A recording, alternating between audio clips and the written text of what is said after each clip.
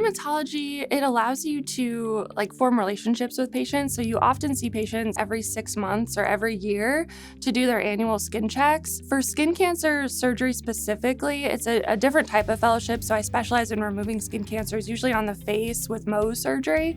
Mohs is a specialized way to remove skin cancers on the face, and you're actually able to form relationships with patients when you're treating them because they're awake during the surgery. I'll see patients and I'll see them often. If they make multiple skin cancers, I'll see them, I'll treat them for one skin cancer, and then sometimes I'll even have their family members come back for treatment. So it's a really unique relationship that you create. And because they're awake during surgery, you're talking to them about their life, about their family. You kind of understand their fears related to their diagnosis, and you're able to provide reassurance even throughout the surgeries. There are 3 most common type of skin cancers. There's basal cell skin cancer, which is the number 1 most common. It's also the least aggressive. That is usually related to UV from the sun or tanning bed exposure as well. Squamous cell skin cancer is the second most common type.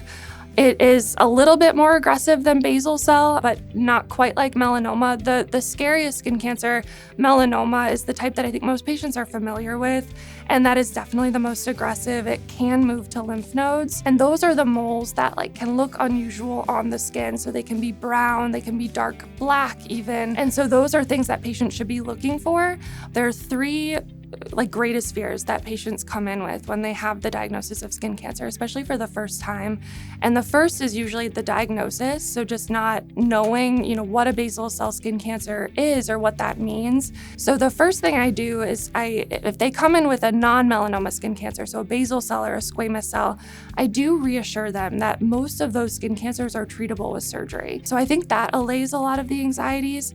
The second most common fear is the cosmetic aspect. So we're often treating things on the face, which is a really big deal for all patients. We do shared decision making on the day of surgery, and we decide together what is the best option for repair. Third is often the fear of pain, and that's a really normal fear. So I often tell patients, when we numb, it is local numbing medicine. They're awake, and that can be really overwhelming. But we try to talk them through. We do talk aesthesia, which can really help distract. And then we ask them about their life and their history and their stories. And that kind of just, hopefully improves the overall experience. And so those 3 things often come up, and I try to address all 3 in that first initial consultation. So this type of surgery that we mostly do is called Mohs. It's actually the name of a physician who came up with that type of procedure in the 1930s. It's a way for us to remove skin cancer, usually on the face or in higher risk areas, and hopefully reduce how much normal or healthy skin we remove, but also ensure that we get 100% of that skin cancer. So once we've removed the cancer, we want to make sure they have their best cosmetic result possible. So we do the reconstruction on the same day in the office. When a patient notices a mole on their body, if they don't have a dermatologist, their first access is usually their primary care physician. And PCPs are incredible. And so if they're unsure at all about the diagnosis, or if they feel like it merits a biopsy or a sample, they will likely refer that patient to a dermatologist.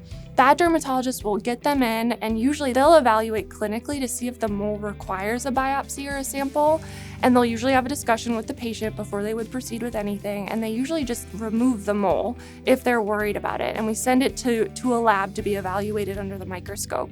Usually within about 5 to 7 days, we have results, and we can tell the patient if we need to take further steps or what that biopsy diagnosis would be. And for patients who are wondering about moles, we do recommend they think about the ABCDEs of moles. So A would be a mole is asymmetric. So if they were to cut it in half, does it not look the same on either side?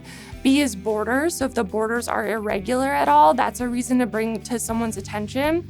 Color. So if there are multiple colors, blacks, whites, reds, dark browns, that can be concerning. D is diameter. So if it's greater than 6 millimeters in size or greater than the size of a pencil eraser, that could merit an evaluation. And then I always tell patients the most important is the E, evolving or changing, which is really only something a patient can tell us.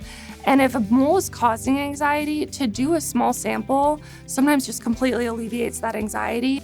I am always happy to see my patients. If I've seen them for a skin cancer and they're worried about a new spot, I would rather them get into the office right away, because I would have that same anxiety. And we can easily answer those questions with just a very simple procedure in the office.